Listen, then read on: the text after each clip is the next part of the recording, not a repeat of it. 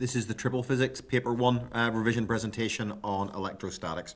Electrostatics is really talking about the sort of electric charge which isn't flowing in a circuit. The combined science topic looks at how electrons flow around a circuit in electric current. With electrostatic charge, we look at how positive and negative charges can build up because of the movement of electrons. And we generate electrostatic charge most often by rubbing electrons on and off objects. Now, when we're rubbing two objects together, the electrons are transferred from one object to the other by friction. It's important to describe it as using that force to move it. And those electrons are transferred between insulated materials or insulators. If they were transferred onto something which could conduct the electric current, those electrons would just flow away. But when we transfer the electrons onto insulators or insulated materials, the electrons can't flow, and so a charge builds up.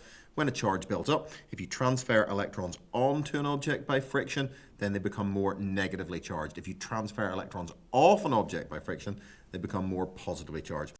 Charged objects can exert forces on each other. If you get two objects with the same charge, for example, two positively charged objects or two negatively charged objects, they will repel each other. Objects with opposite charges will attract each other. The one slight variation on this rule is remembering that when you have a charged object and an uncharged object, you'll get a force of attraction.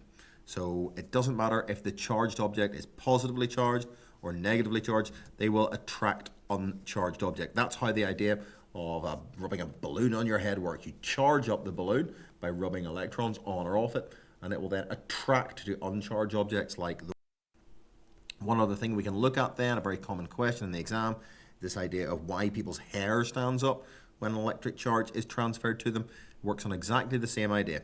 Whenever you charge someone up, perhaps by touching one of the big Van de Graaff generators, or perhaps they've been walking along and sliding their feet along the floor with friction or sliding down a slide, electrons transferred onto them or off them, they end up charged up. Now, because all their hairs have got the same charge, so maybe all the hairs have become negatively charged, because they all have the same charge, they will repel each other, and that's why their hairs stand up. We explain this idea of why objects feel a force, why this attraction and repulsion happens, using the idea of electric fields. And the electric field on a charged object is just the area around an object where it can make a force on other charged object. We draw the arrows around charged objects in electric fields to show what would happen to a positively charged object. So you can see the field lines on the positively charged object radiate outwards. They say that a positively charged object would be pushed away, repelled by a positively charged object, whereas the negatively charged one, you can see that the field lines point towards the negatively charged object, a positively charged object. The strength of the electric field depends on how close to the charged object you are. The further you are from that object, the weaker and weaker the field gets, and that means the force you would feel will get smaller and smaller. We can use this idea of an electric field to explain sparking.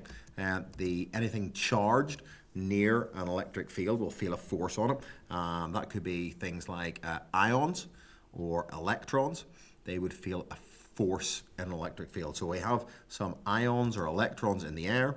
If the electric field is strong enough, the force felt by those ions or electrons can accelerate them very fast, and that can cause a spark.